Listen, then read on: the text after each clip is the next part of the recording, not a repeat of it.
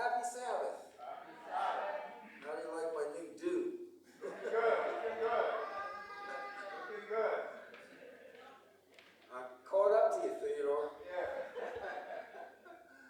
You and I have a meeting on Friday nights that takes quite a while. And we're putting shorts in on the videos that I have, so that on YouTube there's short clips that will show me speaking. And we've been putting that together for quite a while. Now we're kind of together with the hair too. Yeah. Anyway, I'm going to go through the 8 laws of health once again today. How many of you were here 3 or 4 months ago, the last time I did it? Very few. Okay, that's all right. I'm going to do a review. It's going to take me longer, but it's needed because if you understand what's going on in the world today, the title there is the 8 laws of health for today. Because the 8 laws of health that were given to us in the 1800s has changed an awful lot because of what the government and the healthcare industry is doing. Okay, these are the 8 laws of health. We have nutrition, exercise, water, sunshine, temperance, air, rest, trusting God. I'm only going over certain parts of what I did last time, because even that will take quite a bit of time. So, we went over nutrition quite extensively last time, and I'll go through the highlights of it this time. A lot has changed since the laws were given to us, as I said. Life expectancy. Some of you that were here will probably remember this. In the United States, 2019, we were to live 78.8 years on average. Amen? In 2022, after COVID, it went down to 77.5. It actually went down to 76 in between. Comparable countries to the United States, these are all the countries that are equal in most ways with the United States. Their life span is 82.2 on average. That's more than 5 years more than the United States. We are on the bottom of the pile. Mercy. And there's a lot of reasons for that. We went over a lot of them last time. As I go, I'm going to go as quickly as I can, so I hope you can keep up so we get a little done for today. Well, what's wrong? Well, part of it is nutrition. It's what we're eating. Well, there's a lot of things to consider as far as what's wrong. There we go.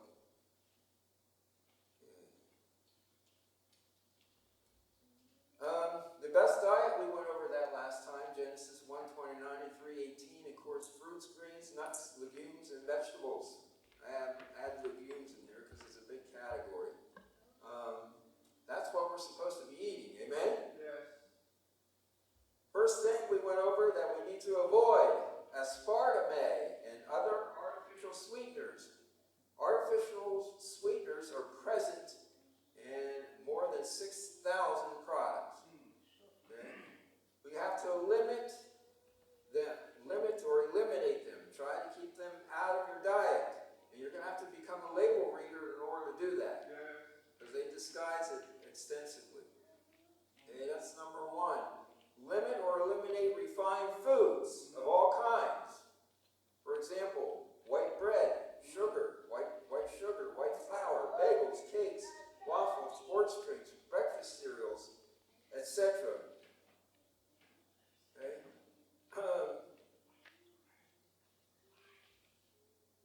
When it comes to refined foods, the American Heart Association links these foods to medical conditions such as diabetes, obesity, cardiovascular disease, insulin resistance, and inflammatory disorders. Okay, so refined foods are not good for us, that's for sure. That's one category that you could work on. And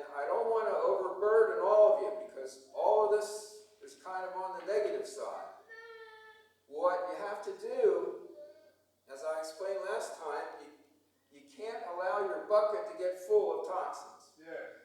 If it gets too full and it overflows, that's kind of a representative of your body. You could use the bathtub. You know what happens when the bathtub overflows? It makes a huge mess.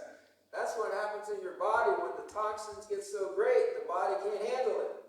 And then you end up with 2 or 3 diseases, and you wonder, where in the world did they come from? And they come fast. And sometimes you're disabled, and it takes a long time to get back where you were. So we have to eliminate a lot of these toxins, but you can only do one thing at a time.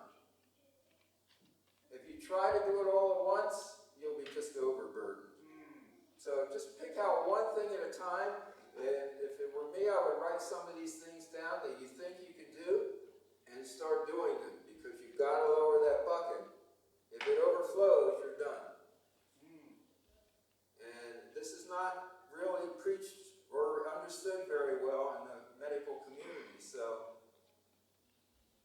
you got to do all your homework, work on it on your own.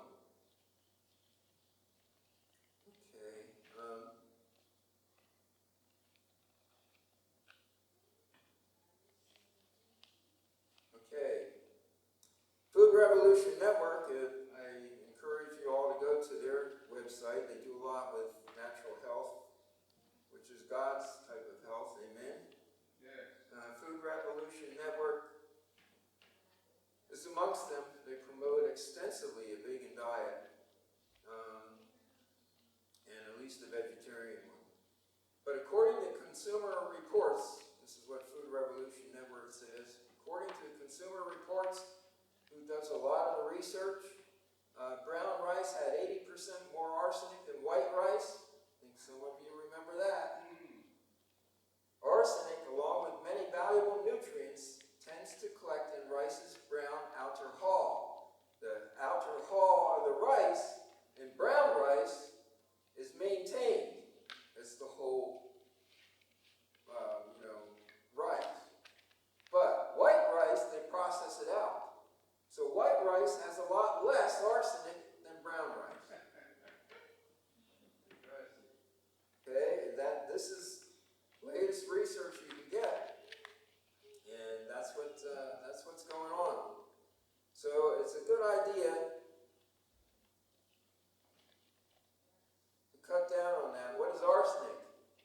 Does arsenic affect your health? Arsenic is a known human carcinogen associated with skin, lung, bladder, kidney, and liver cancer. Long-term exposure to arsenic, even at lower levels, can increase the risk of other types of chronic disease. Arsenic can affect a broad range of organs and systems, including cardiovascular system, endocrine system, immune system, the liver, the kidneys, and the bladder. This is all from NIH, National Institute of Health. Okay, so they really know this stuff. How many of us know it? So why is brown rice worse than white rice? Again, it's the hull. They cut off the hull on white rice. Get brown basmati rice from California, India, or Pakistan. It's 1/3 less arsenic in there, according to Consumer Reports. And they tested everything. 1/3 less. So I would cut down on the brown rice. I had a lot more to that in the actual presentation, but we're going through this quickly. I cut down on the brown rice, maybe eat it once a week or once every 2 weeks or something, because it's going to add up. And when those toxins get too high, you'll be in trouble. Okay.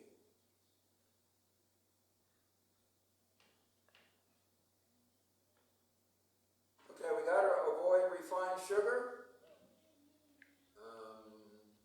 American Heart Association explains that refined sugars also raise triglyceride levels, and they may increase your risk of fatty liver disease, cardiovascular problems such as coronary disease, and type 2 diabetes, the big 3. It's from refined sugar. That's white sugar, folks. So we've got to be careful with that. If you're eating too much of that, it's going to catch up with you. juice. I talked about fruit juice last time. Fruit juice, when that's processed, it eliminates everything, all the fiber and everything else, and the only thing in it is sugar. So you're drinking a bunch of sugar, and that's a major cause of diabetes. Okay, so it's a problem. Be careful with the fruit juice. Table salt. Table salt, or common salt as they call it, found in the supermarket, has two minerals, sodium and chloride. This is a harsh salt and dangerous because it causes an electrolyte imbalance by bringing sodium into the body in an unbalanced way. It's bringing all the salt into the body, the sodium, with two minerals, but sea salt has 82 to 92 minerals, depending on the sea salt. Okay, and that's where it's balanced. So what happens is you're bringing in all that sodium, and you got all those other minerals that aren't with it. And that's what's causing a lot of problems. It's always better to get sea salt, even though some of that can be polluted. It's much better mineral-wise, and you're going to absorb a lot more together, and they work together a lot better that way. Celtic, Himalayan, and real salt. I didn't talk about real salt last time. Comes from the mines in Salt Lake City, so it doesn't have all the chemicals that are in the ocean, especially the plastics. Okay, so real salt can be, and is actually a little bit better than even sea salt because of that reason. Processed foods. About 678,000 Americans die each year from chronic food illness. Did you know that? That's more deaths each year from our food than all of the combat deaths in history of the United States. From the Revolutionary War all the way through to Afghanistan and Iraq. More people die in 1 year because of our food than have died in all the battles we've had in history. Okay, so this is no joke, folks. It's the biggest cause of cancer, probably. And there's a lot of causes with that, but can be one of the biggest ones. Okay, then last time we talked about fried foods. Limit the fried foods and the processed foods. There's an abundance of omega-6 oils in fried foods, and especially in restaurant oils. You go to a restaurant, you're thinking you're eating good, and you get your fried chicken and your French fries, and they use the omega-6 oils. The problem it's causing is omega-3s and omega-6s are supposed to be equal. Because we're eating so much processed food, it all has omega-6 oils, they're finding that the difference is it's not equal. It's 20 to 1. Omega-6s over omega-3s, and that's causing a lot of body problems. This is deep stuff, but if you want to be healthy for when Jesus returns, we need to think about a lot of these stuff. Okay, so as I said before, get some good salt, sea salt or real salt. Watch all the other things that we've talked about.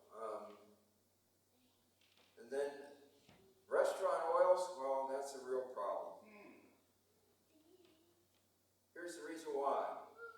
Here's the truth about restaurant oil. And this is an article that was written by the restaurant business even. In conclusion, oil changes can cost a restaurant hundreds of dollars each month. That means changing the oil that they make your French fries in. How often do you change your oil? When you're making French fries, how often do you change it? You probably use it once and that's it. Throw it out, right? Well, they don't do that in restaurants. They're corporations and they have to make as much money as they can. It's left in there, okay?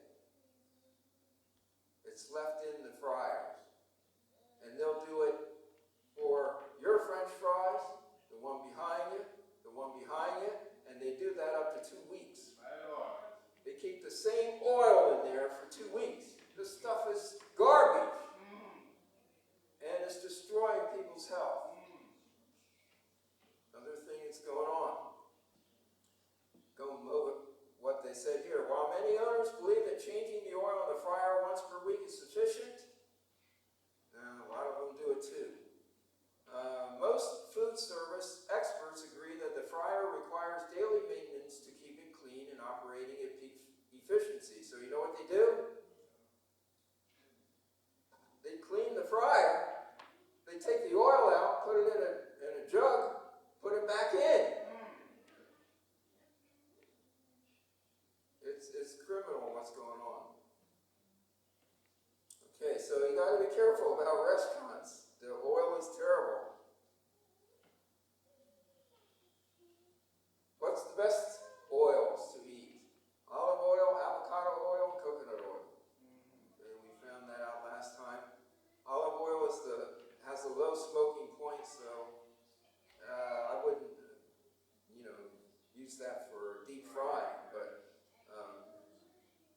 And then the next one would be coconut oil. That's in the middle. And avocado oil can take temperatures up to 520 degrees, but it is the most expensive too.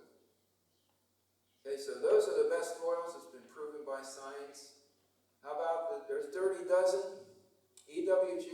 We talked about that last time. That's the Environmental Working Group.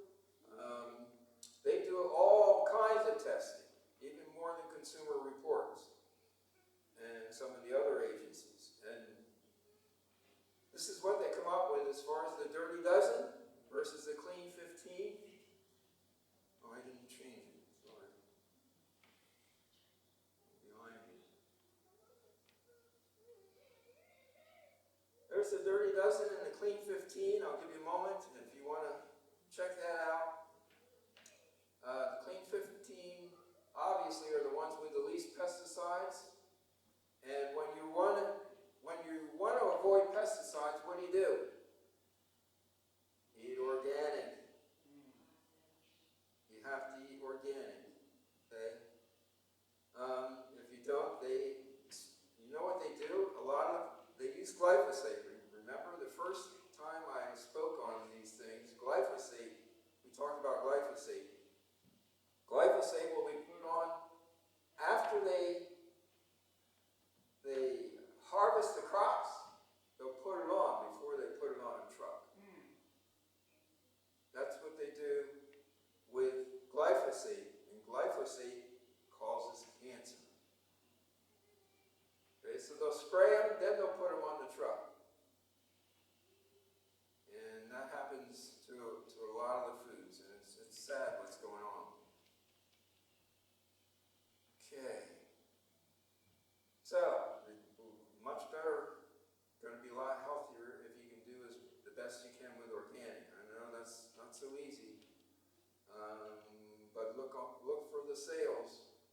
You can at least, wherever you get the sales, then that's cutting it down. Amen?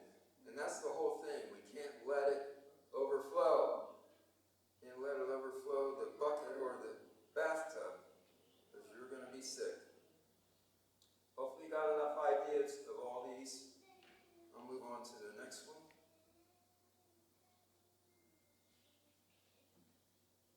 There we go. Okay. We talked about avoiding refined sugar, table salt. The best food to eat is fresh, and then frozen, and then canned, and then dried. We went over all the statistics last time on that. And we want to limit processed foods. We talked about that a little bit. Limit fried foods with the restaurant oils, and avoid genetically modified foods. And they do not label them. So there's a whole list of them if you go online and you want to avoid them. Soybean oil is number one probably. Soybean oil is 99% genetically modified. So unless it says it's organic, you're getting GMO oil. And it goes on with there's a whole big list of them. But just knowing that, you can start avoiding some things. remember, only try one thing at a time. If you do one thing at a time, this week, and next week, and the following week, you change things, you'll be a lot healthier because it'll lower the amount of toxins you have. It takes the body a while to get them out. Okay.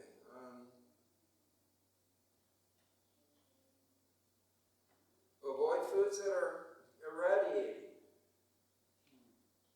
Okay. We talked about that.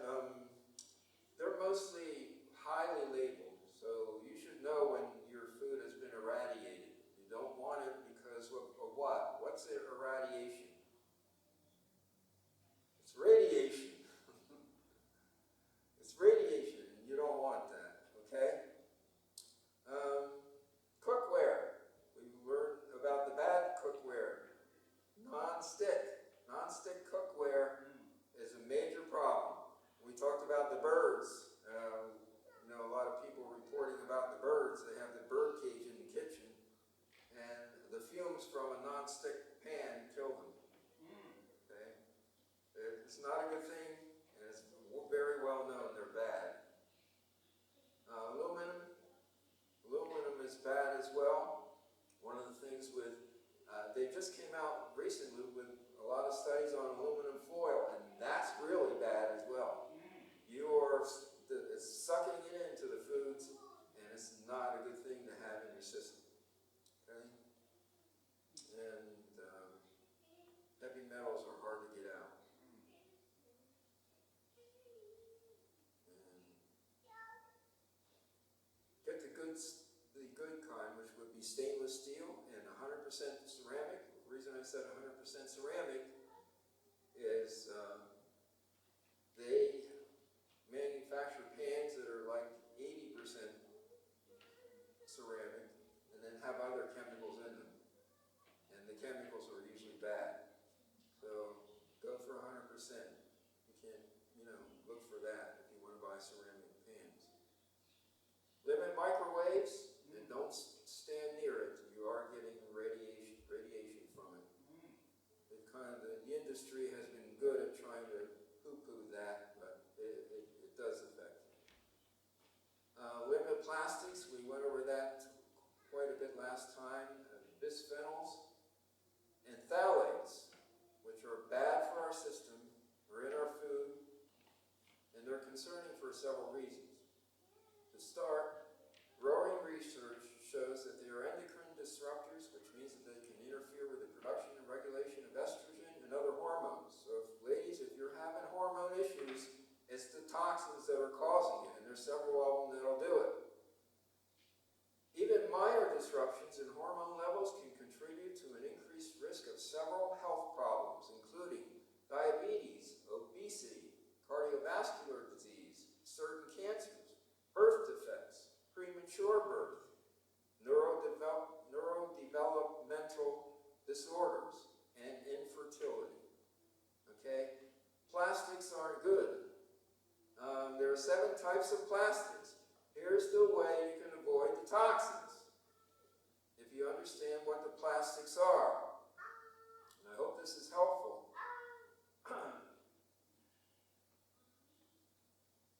That's not very easy to see, because when you get close to it on a camera, it blurs out.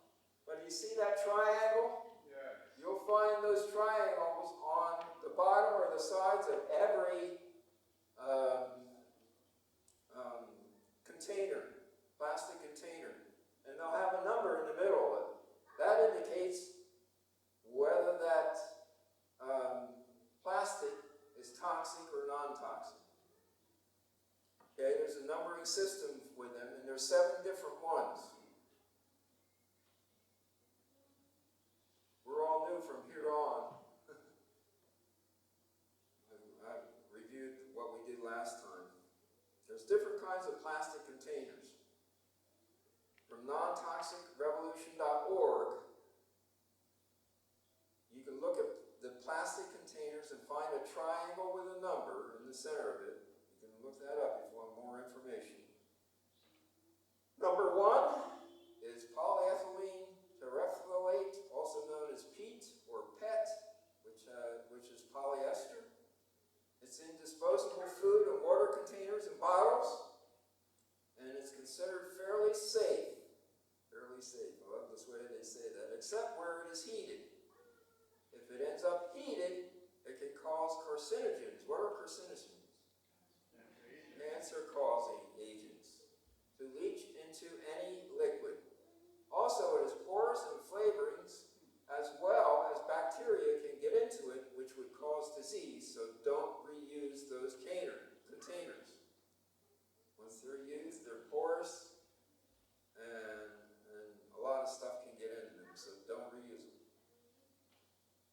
Okay?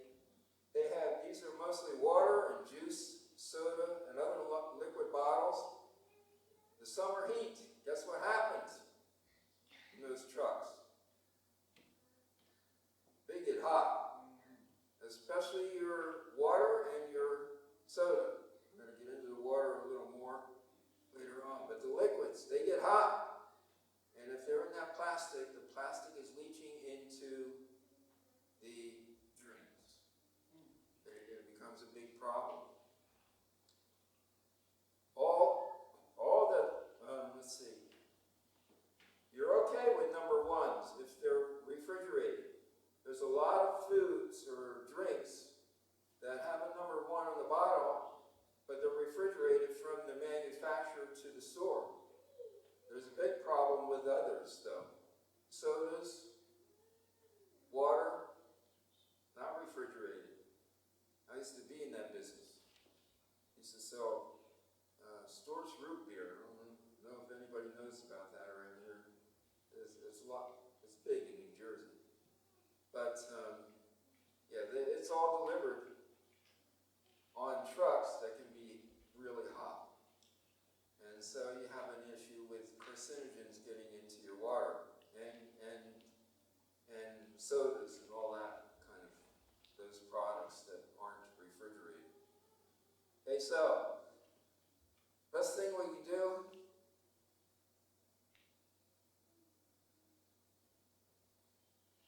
so I should say lately it's really bad. It's worse in the summer because it'll get over 100 degrees in the trucks.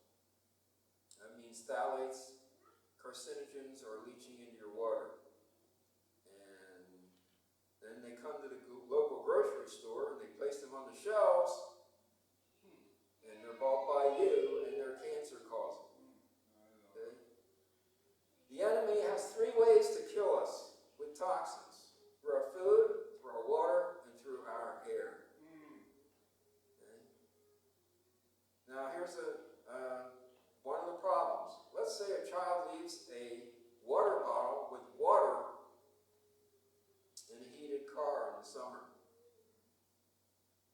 Left overnight in the car, child gets up in the morning and he's thirsty.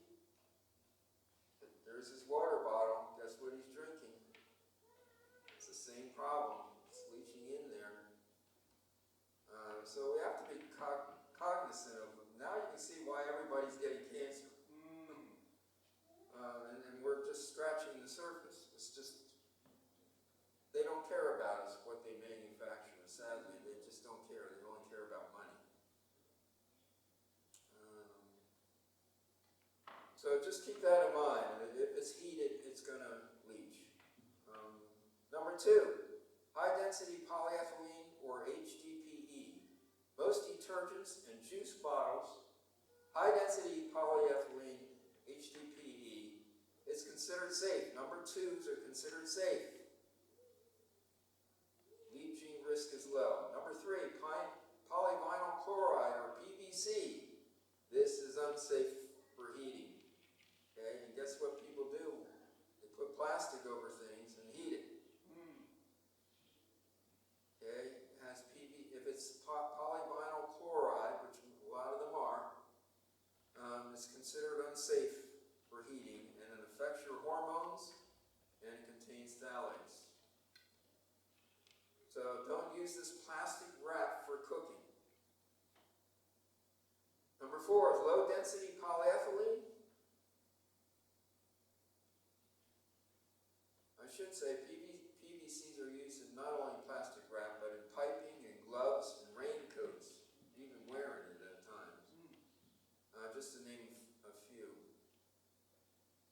Especially don't use the plastic wrap in a microwave oven. The vibration back and forth is transferring the plastic into the food. And that's what happens to molecules in a microwave. It's a vibration back and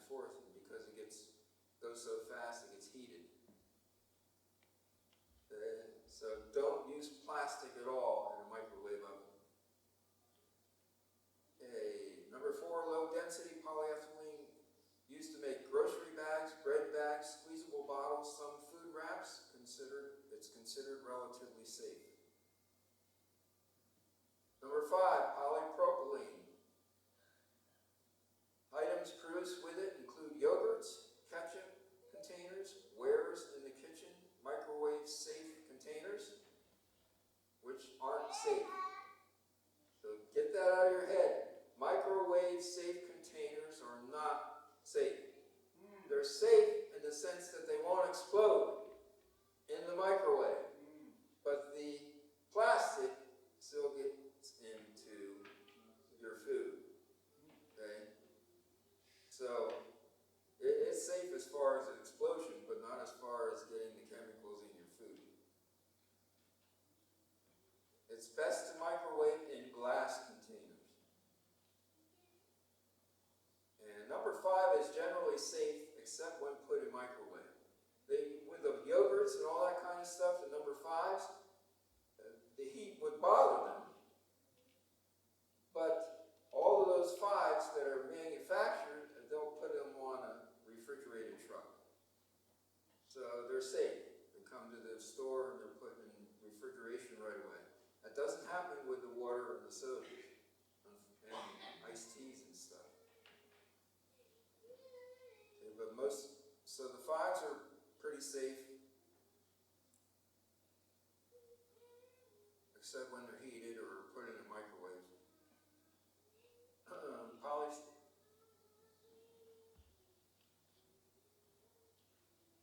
Polystyrene. Most disposable food containers made from it, as well as packaging. Toxic chemicals from it leach into food. Avoided. Same thing. Number 6. Number 7.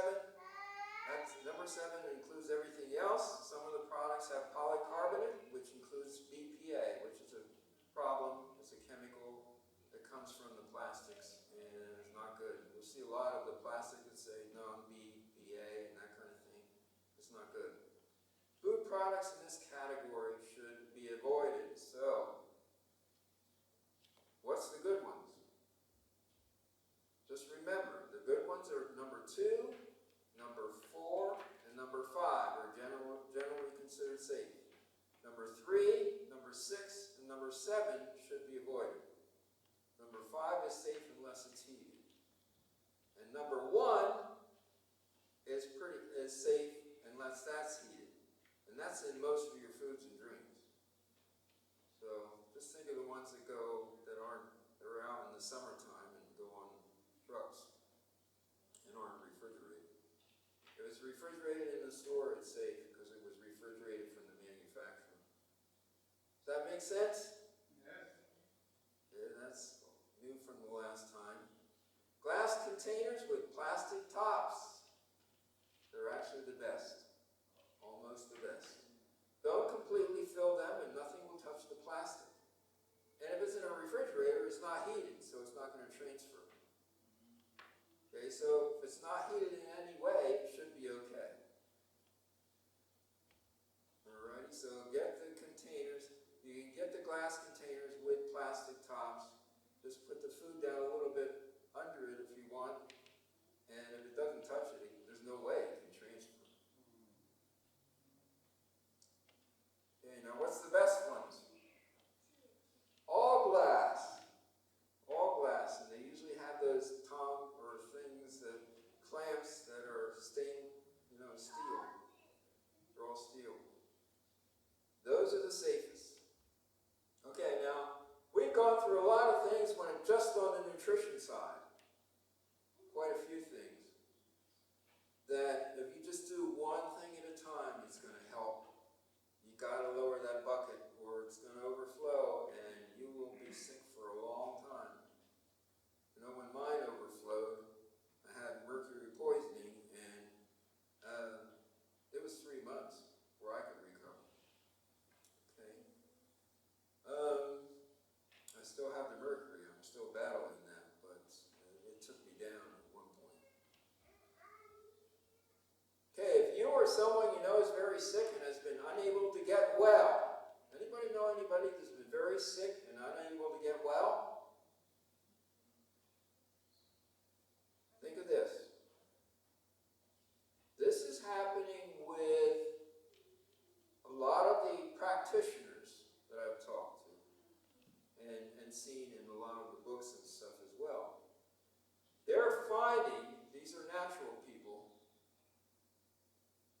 finding that if their clients, they can't find any way to get rid of them. The medical community couldn't do it, and neither could the naturopaths and so on. And what they're doing is, in their practices, is tell them to go gluten-free, dairy-free, and processed sugar-free is causing a lot of the problems. So if after everything else has been tried and nothing worked, it's given people a lot of success. So, and I would do one at a time, go gluten-free. Then you'll know. You know what's causing your problem. Go gluten-free for a month or so and see if you anything changes. And then try dairy. But I wouldn't stop if you find one that helps. I would still do dairy and processed sugar free. Going to help you health-wise, and they're finding that with people that have given up, they can't do anything else. If that helps somebody, this whole seminar is worth it. Amen? Okay, additionally, one food processor.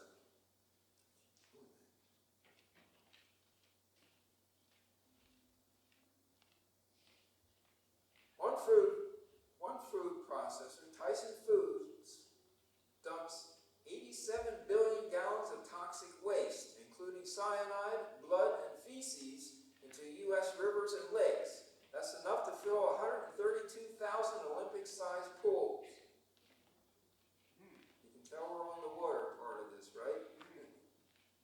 The meat processing giant released 186,000 tons, which equals 372 million pounds of toxic chemicals from 41 factories into rivers and lakes between 2018 and 2022 across 17 states.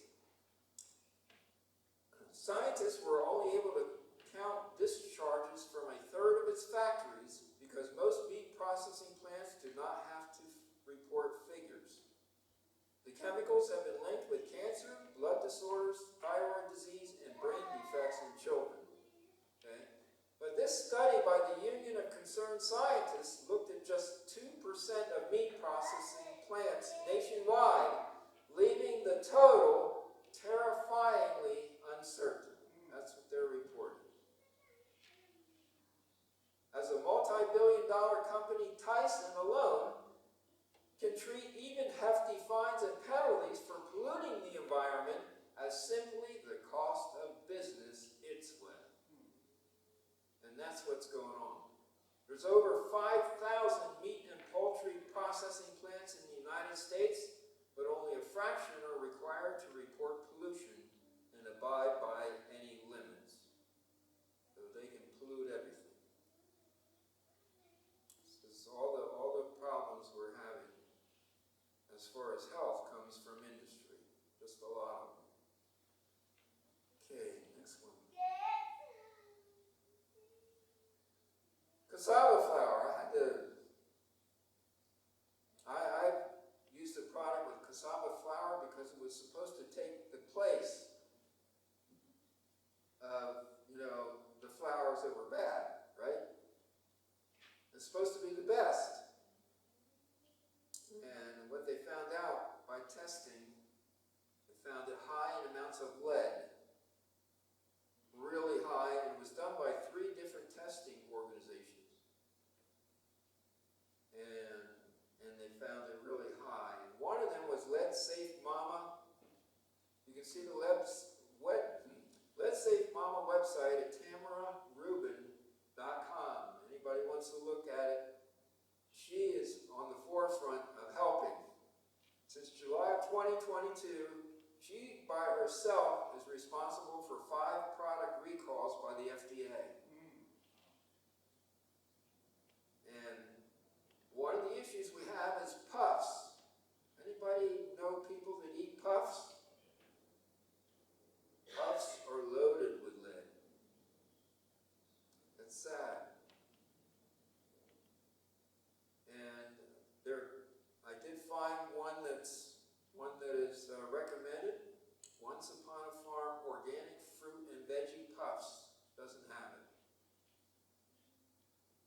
so this is for children. This is what they're doing.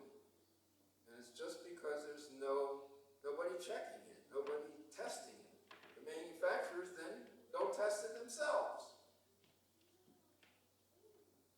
Lesser evil. Anybody ever hear of lesser evil? Popcorn and all that? And Serenity Kids. Now, they have cassava-based puffs, and they've been found with high lead. Simple Mills crackers, or the crackers that I had, and I ate for 2 years. They're loaded with cassava and lead. And here I am trying to get rid of everything else. But they come out with new stuff all the time. It's just bad. The best puffs are Once Upon a Farm organic. Okay, so keep that in mind if you know anybody that has children and they're getting these puffs. Okay, next is exercise.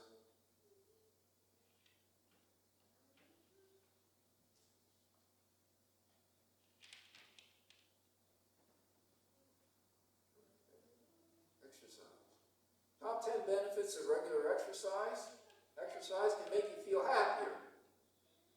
This is a positive one. This is a good one. We really need to be doing this. Yes.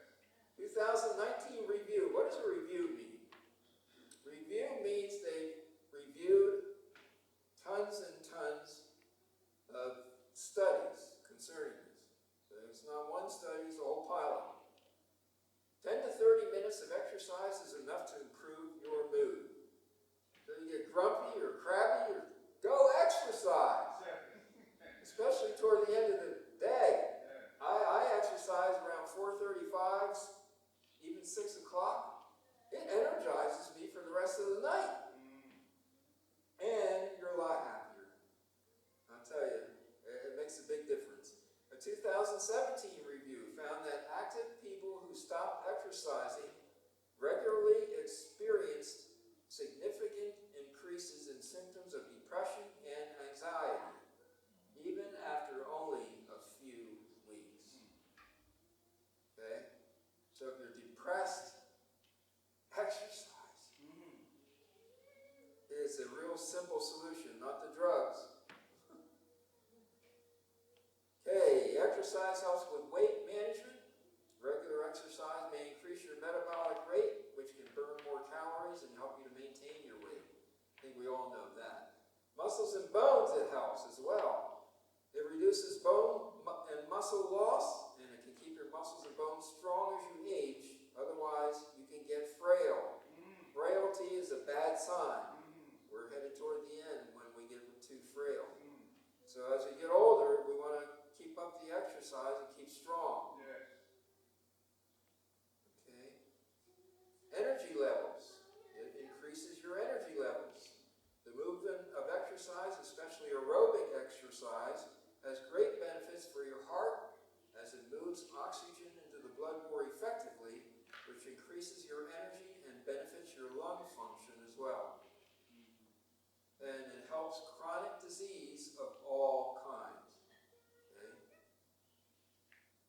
Skin health, it helps that. Mainly helps deter skin aging.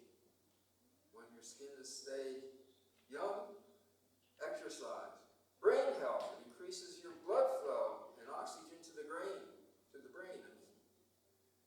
Relaxation and sleep quality, it takes away your stress. It gets you more tired so you can sleep better. There's so many reasons to exercise. It can reduce pain. You know, people don't want to exercise because they're in pain. It actually can reduce pain because it issues those endorphins that'll help with it. Studies have shown that aerobic exercise can help reduce pain. And, you know, they have a lot of studies on it. Funny part is the bottom one. It can promote a better sex life. Aerobic exercise may help erectile function, improve sexual satisfaction, and arousal due to increased circulation. Personally, what I do is HIIT, H-I-I-T, high intensity interval training. And it's for me, I'm past retired.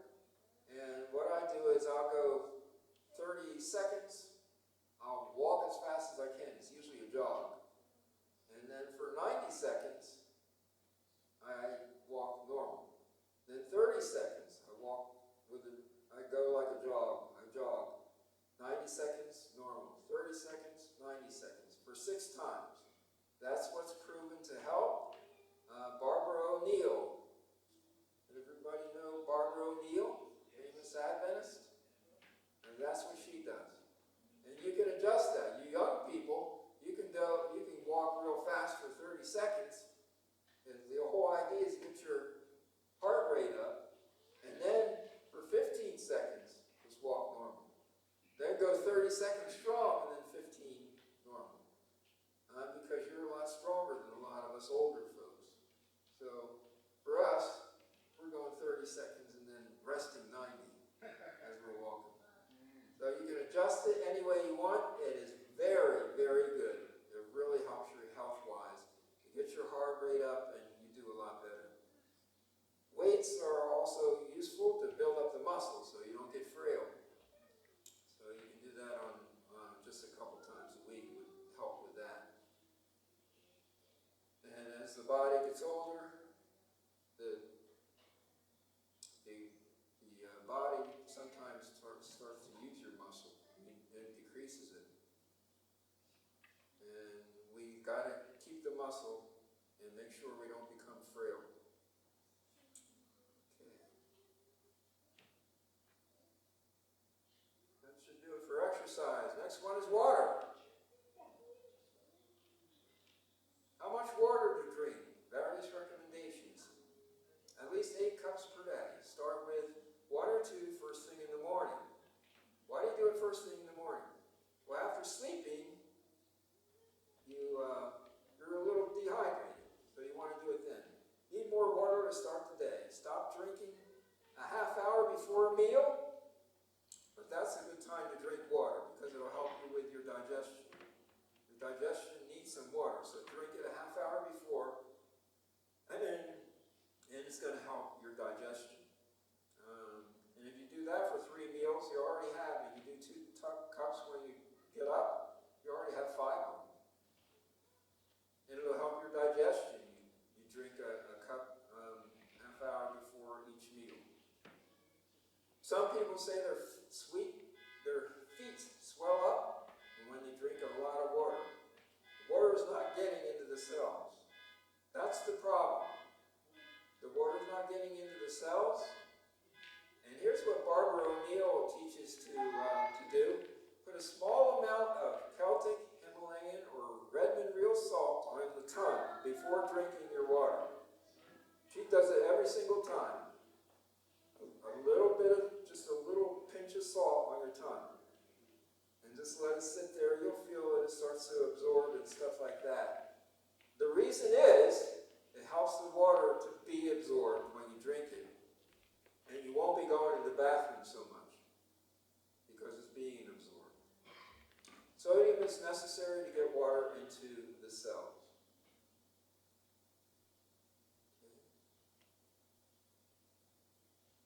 Okay, and as I said before, you got to limit bottled water. And as we said, the plastic leaches into it and all that kind of stuff, so I won't go over all that again.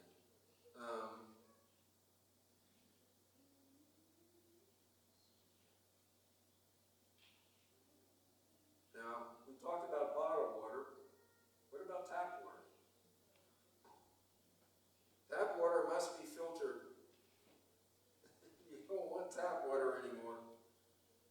Chlorine and fluoride in tap water is well known, and they are not good for your health. However, anything that is flushed down the drains and toilets is being found in public water as well, including hormones, blood pressure medication, and other medications like Ritalin for ADHD, narcotics, etc. At least 70 million people in this country live in areas where forever chemicals, which comes from plastic mostly, lead and arsenic have been reported in water systems according to USA Today, May 2nd, 2024.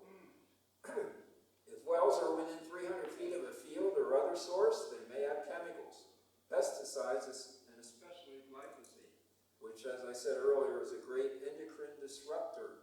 It messes up your hormones bad. And it's also a cancer causer. Check out the environment. Here's what you can do, folks. Check out the environmental working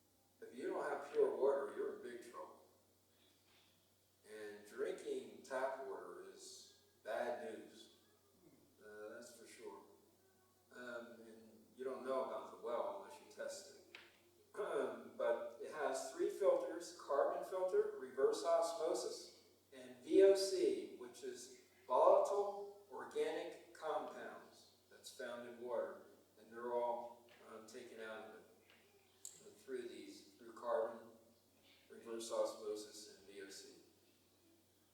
And you have to change them every year about. I think some are 6 months and some are 2 years. But okay, next one. Sunshine. Okay, this is our last one. When the sun shines on the skin, a form of cholesterol underneath the skin is converted to vitamin D. Vitamin D can inhibit cancer cell growth. Only 10 minutes of sun on the face will give you what you need. That's what they have found. I would say up to 20 minutes. I go out 20 minutes, and usually you can go out longer. You just don't want to get burned, because that's where you end up with skin problems and possibly cancer. And get your vitamin D. That's what you want to go out there for, because it helps with cancer. It goes against it. And if you do that, you won't burn. Here's the benefits of sunlight. You get better sleep. It allows you to, if you get up at the same time every day and go as soon as possible outside, it tells your body it's daylight, and it sets your circadian rhythm. It regulates your melatonin. It shuts it down due to the light. And it helps with sleep as a result. So if you get up, you go outside, it shuts down the melatonin so you're not so sleepy.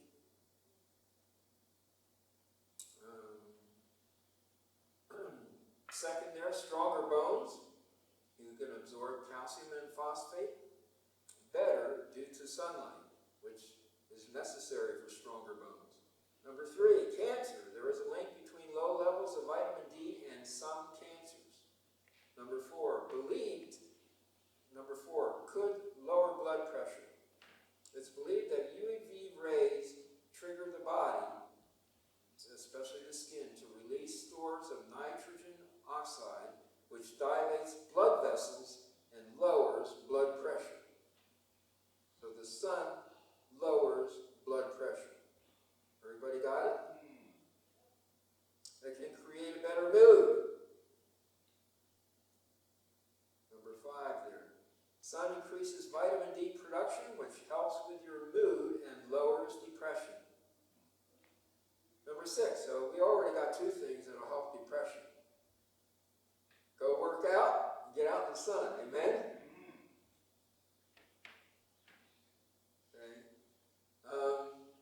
It reduces inflammation, especially of the skin. It helps with eczema and other skin conditions. It also helps with mental health, promotes good mental health. You know how you feel when you get out there. Stay inside and when it's raining for 3 days and see how you feel when you go outside. It's very good at helping with mental health, that's for sure. Okay, I hope this was beneficial to all of you. I'm over my time for sure now.